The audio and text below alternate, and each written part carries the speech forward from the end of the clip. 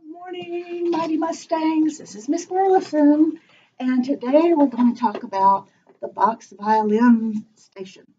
Okay, so all of our violins that we've been working on through the year and following the Suzuki violin method, where you start out on a box violin so that we learn about how to handle the violin, how to hold the violin and rest position, and we also have our foot charts that show us how to do our feet, and we learn all of this in the Suzuki method from our box violin that we work hard on to make ourselves. Okay, so we have rest, zip, step.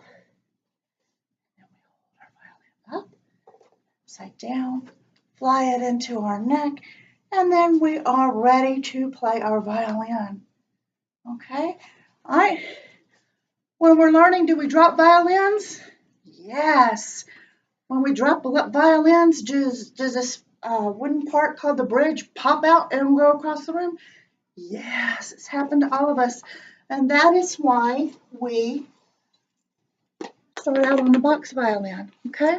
I have some here that have turned out really well so far that I thought I'd just show.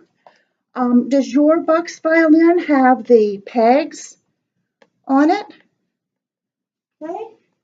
Does your box violin have strings? Okay, labeled which string is which? Okay, if not, you may work on the box violin station. Okay. Let me show you how it works. First of all, there needs to be lots of supplies. If you have a moment and you want to help boost up the string supply, you say, Miss Burleson, if everything is okay in the classroom, I'm going to give you some scissors and some string. And for you to cut them, I want you to take the width of this table, put your string on this end, and then on this end, and cut it the width of the table. That's pretty big, but we're going to need that much on our box violin, okay? So I want you to cut the strings the width of this table. All right, and then after you cut them, if you're cutting them for everybody, then just put them in here. And this is our string holder. So when you're ready to pick out your strings, at first we had a particular color for each string, and this was our sample.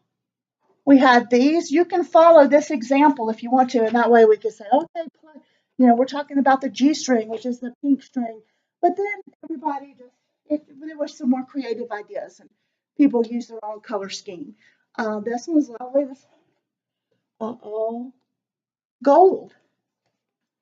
Okay, this one followed this color scheme in the class with the sample. They follow directions really well with the colors that we were doing. And this one was a little bit different, but they turned out really nice and personalized, because these are your box violins to make the way that you want, as long as they have all the parts labeled and everything the right way. When you got to pull out a string, just pick the string you want and put your hand on the wrist and pull, and it will come out all perfectly just the right size, okay? If you don't have pegs, they're going to be in this little container. They need to be popsicle sticks cut in half. All right. Again, if you have a little moment and you want to help, you might be one of those that are breaking up the popsicle sticks for everyone. So, once you get your strings, you need to make a sample just like this. And here's a sample. It's got the strings. You need a label. All right, you look in this box. There'll be lots of construction paper to choose from. Just pick you out a little color, whichever one you want. And you're going to you're going to label the strings just like this. G, D, A, E. Okay? All right, and then you have all the parts And here's going to be your black marker to make your labels. Okay, you have all the parts to then finish up, put the strings on your box violin. All right, this particular one, kind of interesting because they're kind of halfway. They ran out of time in class in our music special to finish putting the strings on theirs, but that's okay. If you notice, we're putting the strings on from the bottom, not the top. Okay, so when we go to replace strings in our own violins, that's going to be a different station. That's going to be the hospital station that you've seen in our classroom. When we go to replace strings, you start by putting them in the bottom, okay, and then you pull them up, and there's a certain way that you take them through the peg hole, and we'll talk about that when we go to replace strings in the hospital station. But when you're doing your box violin, I want you to just kind of leave it like this, and then up here, okay, and that's how you string. I want you to know which string goes on which peg, okay? So it's okay if you just have your strings like that, okay? Because your box becomes more than just a box